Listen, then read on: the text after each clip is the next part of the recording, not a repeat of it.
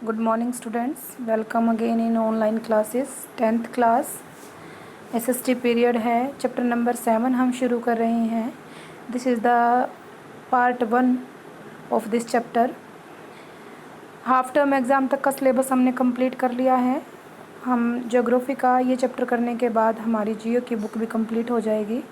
तो ये chapter easy है और जब तक कोई श्योरिटी डेट नहीं आती है एग्ज़ाम की तो हम अपना थोड़ा सिलेबस आगे बढ़ाते रहेंगे। Okay, let's continue the chapter. Lifeline of Indian economy, भारतीय अर्थव्यवस्था की लाइफलाइन। आप ये देख सकते हैं कि भारत की अगर अर्थव्यवस्था, भारत में अगर कहीं से पैसा आना है तो वो किस तरीके से आएगा। देखो, कोई इंडस्ट्री अगर हम लगाते हैं तो वो इतना बेनिफिट नहीं देगी हमें अगर उस विदाउट ट्रांसपोर्टेशन अगर हम उसको स्टेबल करना चाहते हैं। तो अगर हम मेन तरीके से देखें तो इंडिया की जो लाइफ लाइन है उसका सबसे मुख्य आधार है ट्रांसपोर्ट, यातायात। तो यहाँ इसी चीज़ को हम डिटेल में करेंगे। मेन जो है ट्रांसपोर्ट जो है लैंड, वाटर और एयर, तीनों चीज़ों से जुड़े हुए हैं। लैंड, वाटर और एयर से अलग जो ट्रांसपोर्टेशन है, इसमें हमने इस चैप्टर के अंदर फिर हमने ट्रांसपोर्ट में सबसे पहले रोडवेज़ के बारे में पढ़ना है, फिर उसके बाद हमने पढ़ना है रेलवेज़ के बारे में। Then we discuss the pipelines, waterways, and after that we discuss about the communication, airways and then communication के बाद हमने यहाँ पे करना है इंटरनेशनल ट्रेड, दूसरे देशों के साथ व्यापार कैसे बढ़ रहा है। फिर tourism as a trade, tourism को किस तरीके से एक ट्रेड का, व्यापार का माध्यम हम बना सकते हैं। And that's all. तो इसको हम वाया पीपीटी और एनसीईआरटी दोनों ही चीज़ों को देख के हम कंप्लीट करने शुरू करते हैं। Okay, let's start with the PPT. The first slide is lifeline of Indian economy. Content कौन कौन से हमने डिस्कस करने हैं। Introduction of the Indian economy, means of transport, roadways, railways, waterways, air, communication, international trade, tourism as a trade. यही चीज़ें मैंने अभी एनसीईआरटी में आपको दिखाई थी। Now first introduction. Transport play an important role in the economy. Transport सबसे main role play करता है इकोनॉमिक कंडीशन में। Because of the transport raw material reach the factories and the finish goods reach to the consumer. इसे transport के माध्यम से ही कच्चा माल तो फैक्ट्रियों तक जाता है और फैक्ट्रियों से तैयार माल हमारे तक या मार्केट तक आता है। The piece of the development of country depend upon the production of goods and the services as well as their over space.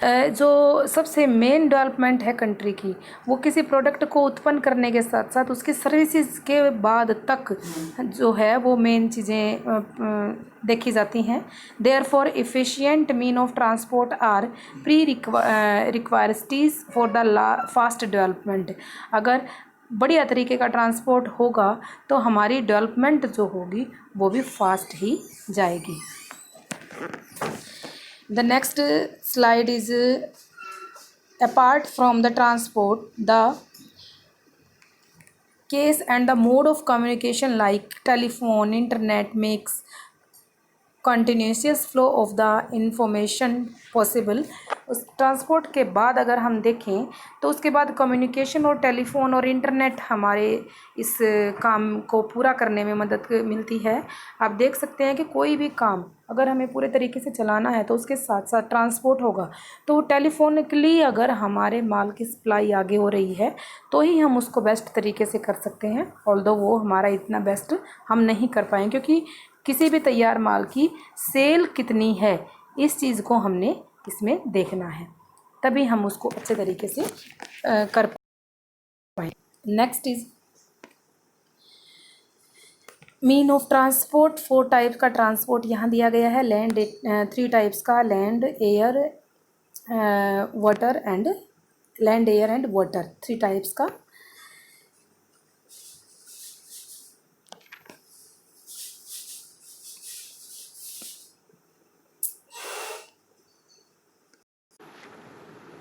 Today, India is well linked with the rest of the world despite its vast size, diversity and linguistic and psychocultural plurality।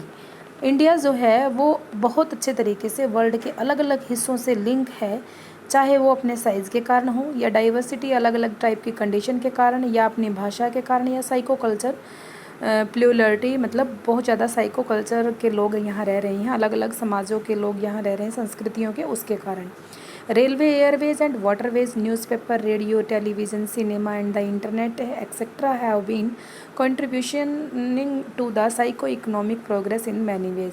इस psycho economic progress के according जो है बहुत ज़्यादा लोग जो हैं वो बहुत ज़्यादा लोग इनसे जुड़े हुए हैं और उसको railway, Airways, waterways, newspaper, radio, ये सब चीज़ें इसको आगे प्रोग्रेस के लिए बढ़ाते हैं।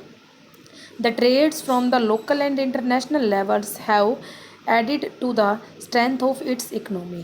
जो व्यापार है वो लोकल से और इंटरनेशनल, देश में छोटे से हिस्से, गांव से और शहर से लेकर और अंतर्राष्ट्रीय लेवल तक की जो शक्ति है वो सारी एडिड हो गए strength of the it's economy. वो सब गांव से और देश विदेशों तक के जो व्यापार है वही इकोनॉमिक की मेन स्ट्रेंथ है या वही उसको बढ़ाती है।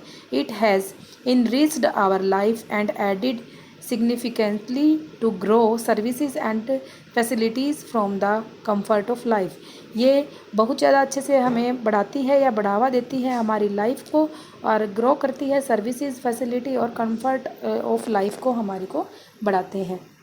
मेन ट्रांसपोर्ट है लैंड, एयर और वाटर और एयर। लैंड ट्रांसपोर्ट में रोडवेज, रेलवेज एंड पाइपलाइंस को देखेंगे और वाटर में इनलैंड एंड ओवरसीज देखेंगे। एयर ट्रांसपोर्ट में डोमेस्टिक एयरवेज जिसके अकॉर्डिंग आते हैं public undertaking and private airlines and air transport में सेकंड इंटरनेशनल एयरवेज। सबसे पहले हम शुरू करते हैं रोडवेज से।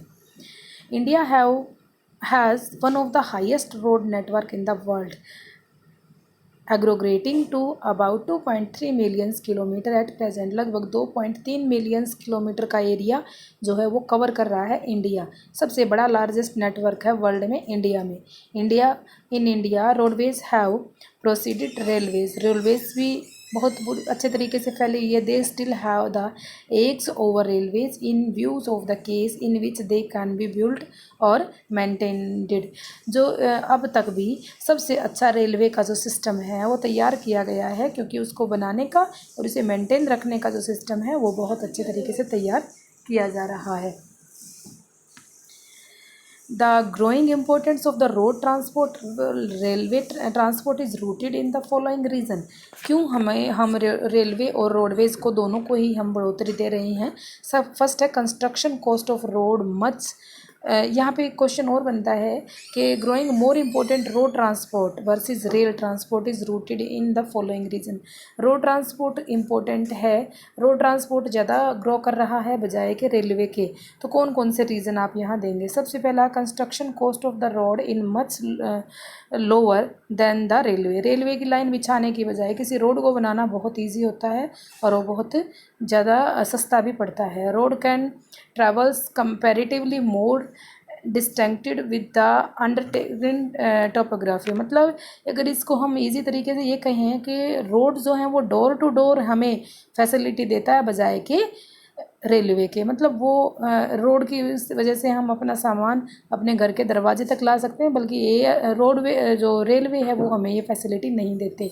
Road can navigate higher gradient of the slope and as such can travels mountains such as the Himalayas। Road जो हैं वो हायर ग्रेडियंट देते हैं, स्लोपिंग एरिया पे भी वो इजीली मूवमेंट कर सकते हैं, इसलिए हिमालयंस की ऊंचाइयों तक भी रोड जा सकते हैं बजाय कि railways.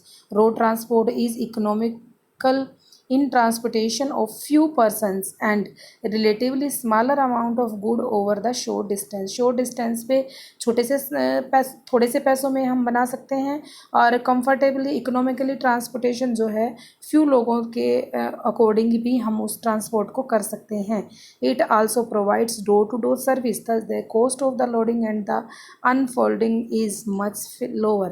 Door to door entry देने के कारण इसमें लोडिंग का खर्चा और जो घर तक आने का खर्चा है वो कम पड़ता है बजाय कि रेलवे के। रेल एक टाइम में कम से कम 50 डिब्बों को लेके चलेगी और उन 50 डिब्बों में सामान होना चाहिए, जबकि जो रोडवेज हैं उसके अकॉर्डिंग अगर हमारा सामान कम है तो हम छोटा ट्रांसपोर्ट भी हायर कर सकते हैं।